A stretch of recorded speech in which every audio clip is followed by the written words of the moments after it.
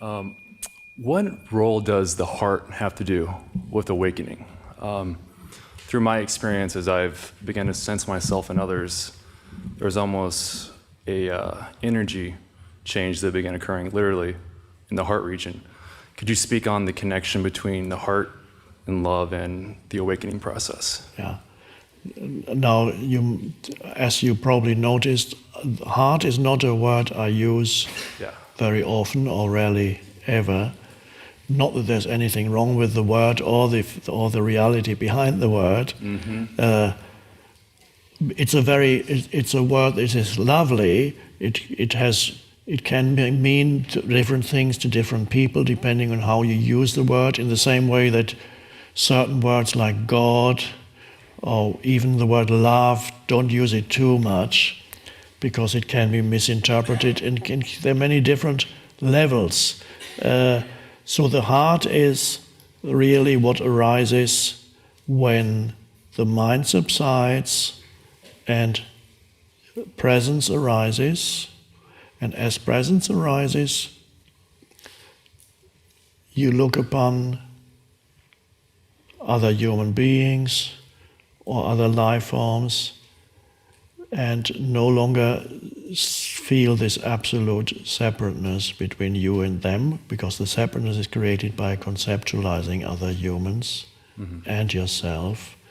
So what you sense then is what could almost be described as an outflow of goodwill, to use one possible word, an outflow of loving kindness, a benevolence towards another human being.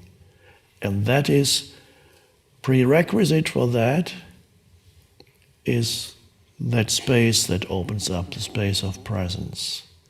And then that manifests externally as this outflow. And that is what you describe and what one could describe as the heart opening, when you're no longer run by the mind.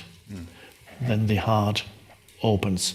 So the reason why I don't use that particular word is because for many people heart could be associated with emotions, different emotions, but what we are talking about here is deeper than any emotion. So the outflow of goodwill, whatever you want to call it, loving kindness, I don't call that an emotion, it's deeper than that. So love that says, I want you, I need you, I feel, can't live without you, I can't live without you. So many songs about that. That's the conventional love, and we don't want to confuse that with the deeper reality. That's an emotion, can't live without you. Or the country and western, she left me for another one. And she walked off into the sunset. That's the emotion. But the heart is, at that level, there is a facet, a diamond, let's use an analogy, a diamond in you which has different facets, and depending what facets you look at is the term that you use to describe it. So there's a joy there, there's a peace there, there's a heightened sense of aliveness there, there's a loving kindness or goodwill or benevolence.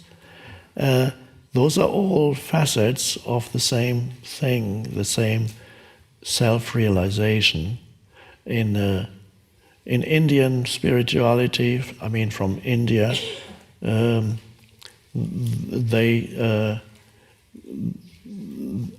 often they string together three words to describe the state of beingness, the realization of being, and the three words they string together, which is Sat Chit Ananda, and so the first word is Sat, which is being or beingness, Chit is consciousness, and Ananda is bliss.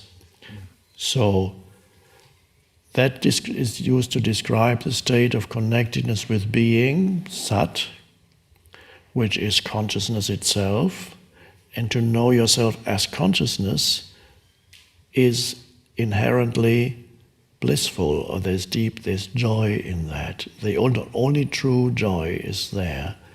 And that is if you want to use now different terminology to describe the same thing, you say the heart opens. Your heart opens and you can relate to the world and to other human beings with this open heart. Just different choice of words to describe the same phenomenon. Uh-huh. Okay. Yeah?